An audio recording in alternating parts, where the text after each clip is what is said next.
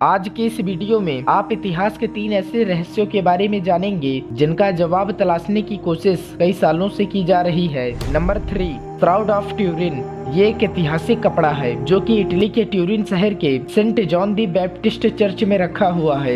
इस कपड़े पर एक इंसान की छवि बनी हुई है। कहा जाता है कि ये तस्वीर ईसा मसीह की है और ऐसा माना जाता है कि ईसा मसीह को सूली पर चढ़ाए जाने के बाद उन्हें दफनाने के लिए इसी कपड़े में लपेट कर रखा गया था और इस कपड़े पर जो ये छवि बनी हुई है ये ईसा मसीह के शरीर के ही निशान है। रिसर्चर्स इस कपड़े की काफी छानबीन कर चुके हैं। जब इसकी कार्बन डेटिंग की गई तो सामने आया कि ये कपड़ा 12वीं या 13वीं सदी का हो सकता है, लेकिन जीसस तो 2000 साल पहले ही हुए हैं। एक इटालियन फिजिसिस्ट का कहना है कि साइंटिफिक टूल्स के जरिए ये साबित नहीं किया जा सकता कि ये कपड़ा जीसस का है या नहीं। रिसर्चर्स इस कपड़े को पूरी तरह से झूठा साबित करने में नाकाम रहे हैं और ये एक रहस्य बना हुआ है कि ये कपड़ा कहां से आया और इसमें दिख रही ये छवि किसकी है। नंबर 2, 15th सेंचुरी की एक पेंटिंग में यूएफओ का दिखाई देना। बहुत से इतिहासकार ये मानते हैं कि हमारे पूर्वजों को भी एलियंस जैसी किसी हस्ती का आभास था और ये एलियंस की बातें हमारी दुनिया में नई नहीं है। हिस्टोरियंस मानते हैं कि पुराने समय से ही लोगों को आसमान में यूएफओ नजर आते रहे हैं। यहाँ तक कि उस समय के आर्टिस्ट्स ने अपनी पेंटिंग में ये कैप्चर भी किया था और उसमें से एक थे इटली के पेंटर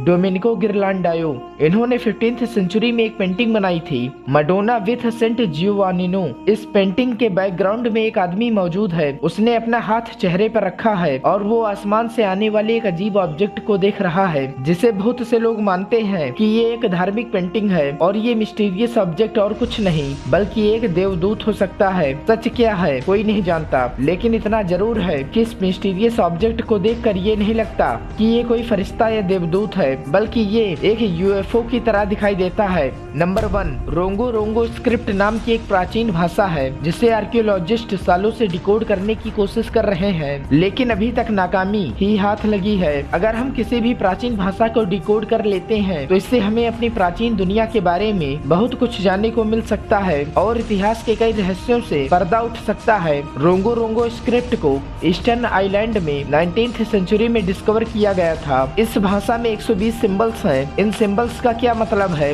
कोई नहीं जानता। इस बारे में कोई जानकारी नहीं मिलती कि ये स्क्रिप्ट कैसे और कब वजूद में आई होगी। ये माना जाता है कि सन 1860 तक भी ईस्टर्न आइलैंड के लोग इस भाषा का इस्तेमाल किया करते थे। अब मैं आपको एक हैरान कर देने वाली बात बताता हूँ जिसे सुनकर आप भी सोच में पड़ जाएंगे। ये रोंगो रोंगो स्क्रिप्ट हमारे सिंधु घाटी की सभ्यता की लिपि से काफी हद तक मिलती जुलती है। ईस्टर्न आइलैंड सिंधु घाटी से 20,000 किलोमीटर दूर है। हैरानी की बात है, दो अलग अलग जगह पर जन्मी भाषाएं एक दूसरे से इतनी मिलती जुलती हैं और हम दोनों ही भाषाओं को अभी तक समझ नहीं पाए हैं।